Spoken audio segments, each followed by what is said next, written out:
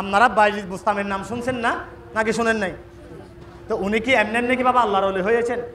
বলুন না, উনি কি এমনি এমনি আল্লাহর ওলি হয়েছেন? কিসের জন্য আল্লাহর ওলি হয়েছেন বলেন না? মায়ের দোয়াই, বলেন না, মায়ের দোয়াই আল্লাহর ওলি হয়েছে, এমনি এমনি হয় না বাবা। সেই জন্য মা বাবা দোয়া করতে দেরি, কবুল হতে দেরি লাগে না। সুবহানাল্লাহ।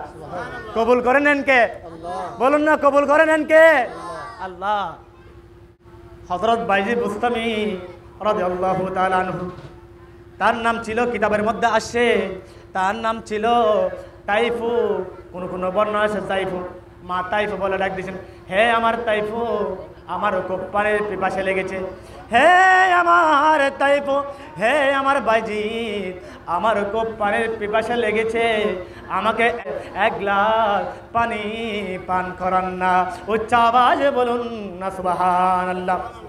এমন অবস্থার মধ্যে, তৎকালীন যুগের মধ্যে তো তেমন টিউবওয়েল ছিল না, তেমন ভালো টিউবওয়েল ছিল না, এত আধুনিক ছিল না, কারেন্ট ছিল না, লাইটিং ছিল না, এত আধুনিক ছিল না।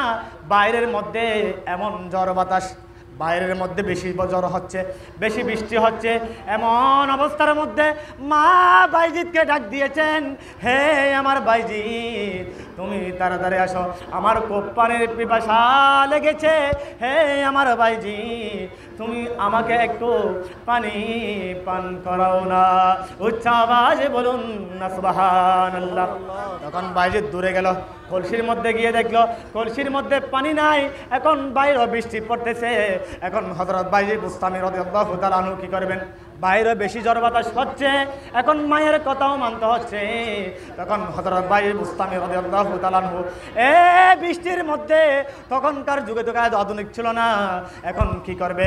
ওই কলসিটা নিয়ে মায়ের পানির জন্য বেরিয়ে গেলেন। আরে মোহাব্বতের আওয়াজ বলুন সুবহানাল্লাহ।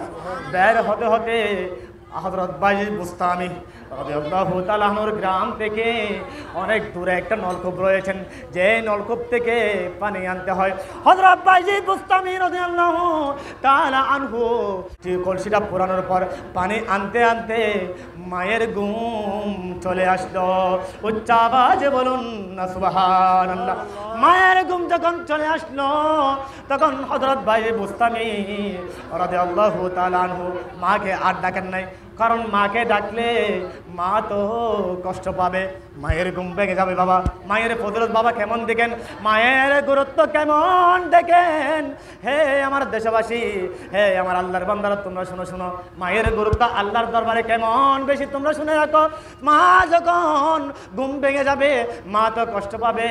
তখন হযরত বাইজিদ বুস্তামি রাদিয়াল্লাহু তাআলা আনহু ওই এক গ্লাস পানি নিয়ে ফজরের আযান দেওয়ার আগ পর্যন্ত, ফজরের আগ মুহূর্ত পর্যন্ত ওই পানির গ্লাস নিয়ে দাঁড়িয়ে রইলেন। আরে মোহাব্বতের আওয়াজে বলুন সুবহানাল্লাহ। হযরত বাইজিদ বুস্তামি তখন ফজরের যখন আযান হচ্ছে,